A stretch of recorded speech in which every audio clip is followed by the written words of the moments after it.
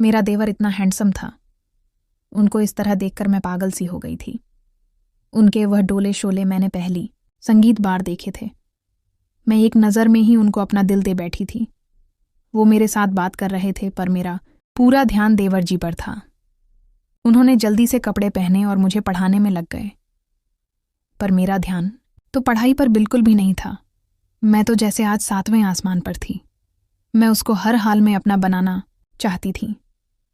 पहले मैं सोचती थी कि मेरा देवर तो है, तो मैं उसकी रिस्पेक्ट करती थी, पर अब मैं उनको देखकर बिल्कुल भी पागल हो गई थी।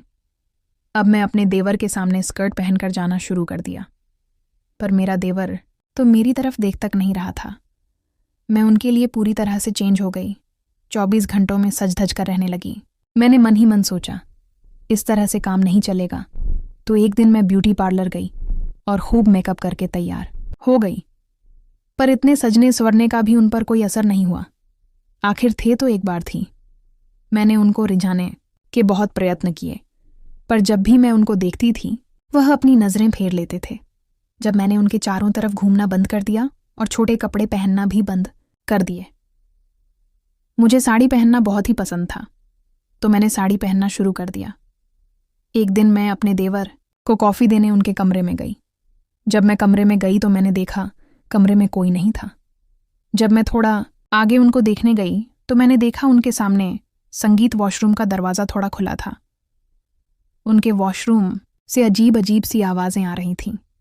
जब मैंने अंदर झांक कर देखा तो वह अपने बेड के साथ खेल रहे थे और अजीब अजीब सी आवाज़ें निकाल रहे थे और मेरा नाम पुकार रहे थे। यह सुनकर मैं थोड़ा खुश हो गई और मुझे अपना काम होते हुए नज़र आ रहा था। मैं चुपचाप दबे पांव वहां से उनके कमरे से बाहर चली आई। मेरे देवर को पता नहीं चला कि मैं उनके कमरे में आई थी। मैं जल्दी से अपने कमरे में गई और नहा धोकर पिंक कलर की पतली सी साड़ी पहन संगीत ली। मैंने साड़ी का पल्लू ऐसे लिया जिससे कि मेरी कमर साफ दिख रही थी। संगीत। थोड़ी देर के बाद मैं पढ़ाई करने के लिए उनके कमरे में चली गई। मेरा देवर आया और मुझे पढ़ाने लगा। आज मेरा पूरा फोकस सिर्फ पढ़ाई पर था, पर मैंने नोटिस किया कि मेरे देवर की नज़र मेरी कमर और नाभि पर थी।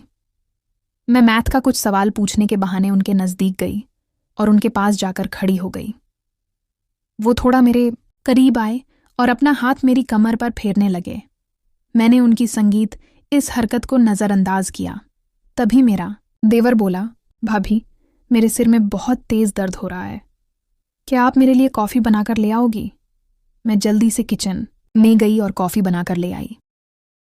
मैंने आवाज़ दी, बरजी आपकी कॉफ़ी, पर उनको तो मेरी आवाज़ सुनाई ही नहीं दे रही थी, जैसे क्योंकि उनका पूरा ध्यान मेरी कमर पर था। कॉफ़ी रखने के बहाने में उनके सामने थोड़ा झुक गई ताकि मेरे खरबूजों के दर्शन उनको हो जाए। मैंने डीप नेक ब्लाउज पहना हुआ था तो उनको दर्शन हो गए। अब उनकी नज़र मेरी कमर के साथ साथ खरगोजों पर भी थी। मेरे पति ने तो अभी मुझे ढंग से प्यार भी नहीं किया था और मुझसे दूर चला गया। एक दिन मैं अपने देवर के पास चली गई और मैंने उनको पूछा, देवर जी, मुझे टैटू बनवाने का बहुत शौक है, तो मैं अपनी बॉडी पर कहाँ जैसे टैटू बनवाऊं? मेरी कमर पूरी तरह से दिख रही थी। उन्होंने अपना हाथ मेरी कमर पर रखा और नाभि के चारों तरफ घुमाने लगे। संगीत। उनकी इस चुन से मैं अपना होश खोती जा रही थी। मैंने उनका हाथ अपनी कमर से हटाया और भागकर अपने कमरे में चली। संगीत गई। दूसरे दिन मैं उनके सामने सफ़ेद रंग की साड़ी पहनकर चली गई। उस समय मेरा देवर सोफे पर बैठा था, तो मैं उनके बगल वाले सोफे पर बैठ गई और अनजान बनने का नाटक करने लगी कि वह समझ कि मुझे उनकी हरकतों के बारे में कुछ भी नहीं पता हो। वो मेरी कमर को एकटक देखे जा रहे थे। उसी बीच मैंने कहा, देवर जी, आप क्या देख रहे हो? वो बोला, आपकी कमर। मैंने उनकी बात को अनसुना कर दिया। थोड़ी देर के बाद वह मेरे बहुत करीब आ गए और मेरा हाथ अपने हाथों में ले लिया। मैंने संगीत भी उनको कुछ नहीं कहा। अब वो मेरे बहुत ही करीब आ गए। उनकी सांसें मेरी सांसों से टकराने लगी। मैंने उनको बिल्कुल भी नहीं रोका। आखिर बहुत दिनों के बाद मुझे यह सब मौका मिला था। तभी वह बोला, भाभी, आप पूछ रही थी कि टैटू कहाँ पर बनवाना है? उन्होंने मुझे अपनी तरफ खींचा और अपनी उंगली में नाभि के अंदर घुसा दी। आज मैं पूरी तरह से उनके आगोश में डूब जाना चाहती थी। मैंने उनके हाथ को पकड़ लिया। तभी उन्होंने बात को टालते हुए कहा, भाभी, संगीत, अगर आप टैटू नाभि के चारों तरफ बनवाओगी तो आपकी खूबसूरती की सभी तारीफ करेंगे। आज मैं पूरे संगीत तरीके से अपने देवर की हो जाना चाहती थी। अब मेरा खुद पर कंट्रोल करना नामुमकिन हो गया था। मैंने कसकर उनको गले से लगा दिया। उन्होंने मुझे अपनी गोद में उठाया और अपने कमरे में ले गए और हम दोनों ने एक दूसरे के साथ आपसी सहमति से प्यार किया। अब मैं अपने देवर से प्यार करने लगी थी, पर मेरे दिल में एक गिल्ट था संगीत कि मैंने अपने पति से बेवफाई की है। पर ऐसा कौन पति होता है जो अपनी नई नवेली बहू को घर पर अकेला छोड़कर जाता है। मुझे लगा संगीत की मुझसे गलती हो गई है, जिस वजह से मैंने अपना देवर से दूरियां बना ली थीं और मैंने अपना फाइनल ईयर भी काफ़ी अच्छे नंबरों से पास कर लिया था। अब हद सी हो गई थी।